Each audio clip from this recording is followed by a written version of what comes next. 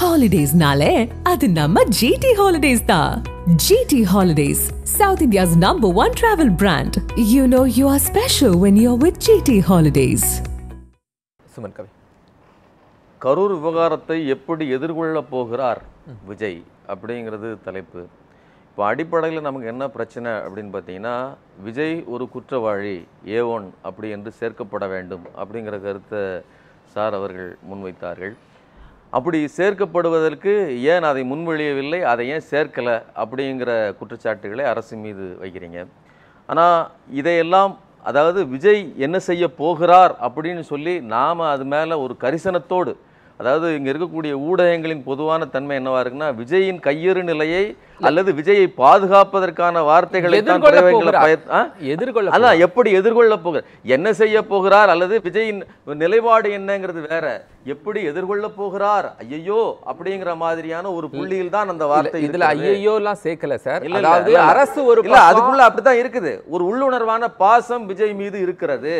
இது உங்கள்கிட்ட மட்டும் இல்லைங்க, ஒட்டுமொத்த ஊடகங்கள்ட்ட இருக்குது. அதனுடைய பிரதிபலிப்பு தான் என்ன நடக்குன்னு பாருங்க.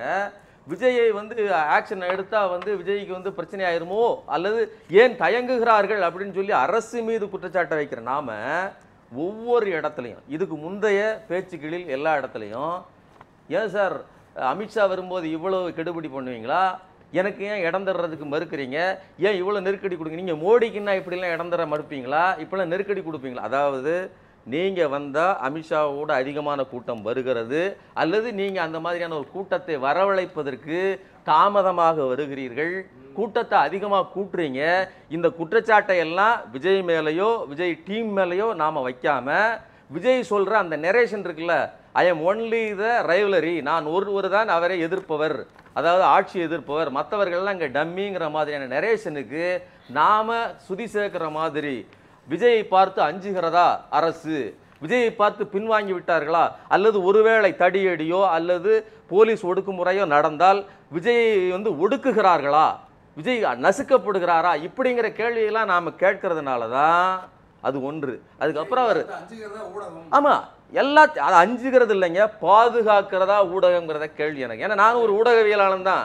நீங்கள் அவர் அங்கேருந்து வீட்டை கதவை திறந்து அப்படி படிப்படியாக அவரை தண்டியும், அதோ அழகர் வருகிறார், அதோ ஆற்றில் இறங்க போகிறார்னு சொல்லி அழகருக்கு கமாண்ட்ரி கொடுக்குற ஒருவர் மாதிரியோ அல்லது ஒரு கிரிக்கெட் கமாண்ட்ரி கொடுக்கறது மாதிரியோ செய்திகளை வெளியிட்டது நாம் தான்.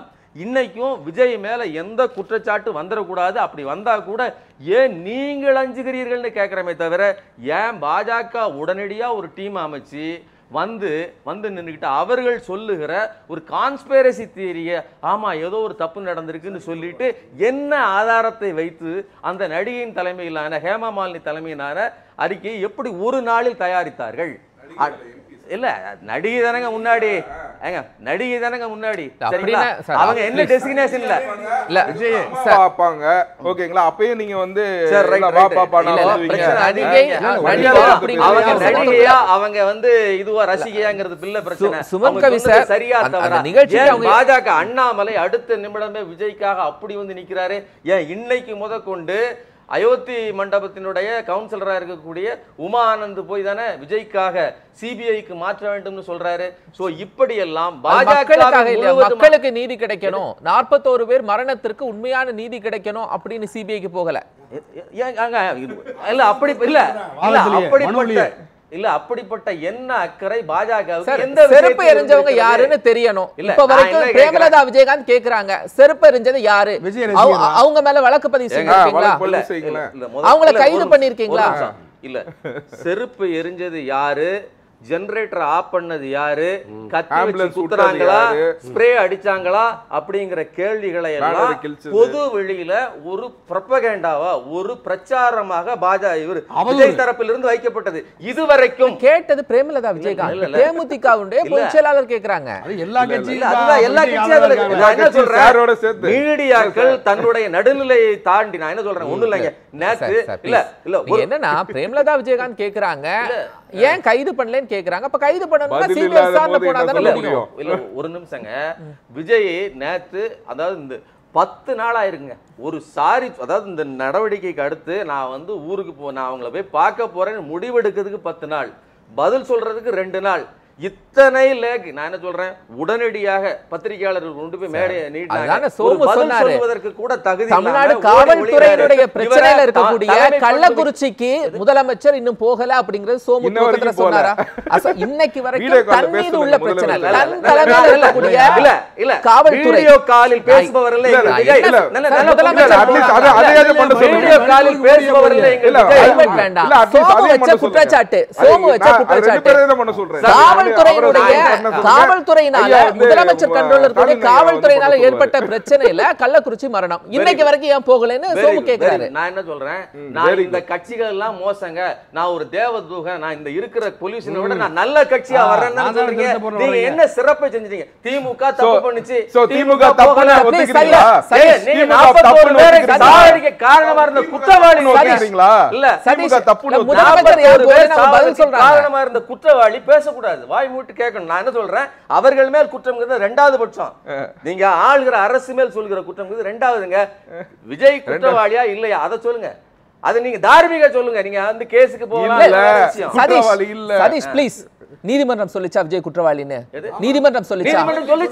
ஏன் சேர்க்கலைன்னு கேட்டாரா கேட்கலையா? ஏன் சேர்க்கல? ஏன் சேர்க்கல? நானா தான் கேக்குறேன், ஏன் சேர்க்கல? நீங்க சேர்க்கணும்ங்கிறது என்னுடைய காவல்துறையிட்ட அந்த எவிடன்ஸ் இல்ல. காவல்துறையிட்ட அந்த எவிடன்ஸ் இல்ல. எவிடன்ஸ் இல்ல. நான் சொல்றேன் எவிடன்ஸ். காலையில 8:30 மணிக்கு நான் வருவேன்னு சொல்லிட்டு நாமக்கல்ல நீங்க ஒண்ணு சொல்றீங்க, விஜய் தான் குற்றவாளிங்கிறீங்க, நீதிமன்றம் கேக்குது, விஜய் என்ன சமாளிங்க, என்னிடம் வாங்க அப்படிங்கிறாரு. ஏன் முதலமைச்சர் செய்யல அப்படின்னா? விஜய் இதை வந்து ப்ராப்பரா தார்மீக பொறுப்போட, நான் இதுக்கு காரணம்ங்க, நான் என்ன கேட்கறேங்க, மதியழகன் தானே கூட்டினார், அதனால தான் பிரச்சனைன்னு சொல்லி அவர் இது பண்ணிருக்காங்க, அவர் மேல எஃப்ஐஆர் போடப்பட்டிருக்கு. ஆனா நான் என்ன ஒரு விஷயம் கேட்கறேன், மதியழகன் ஒரு ஒன் ஃபைண்ட் திடீர்னு வந்து கூட்டத்தை திடீர்னு கூப்பிடுவாரா? விஜய் வருகிறார், விஜய் தான் அங்க மைய பொருளே விஜய் தான். அதுதானே எல்லாரும் கேக்குறாங்க.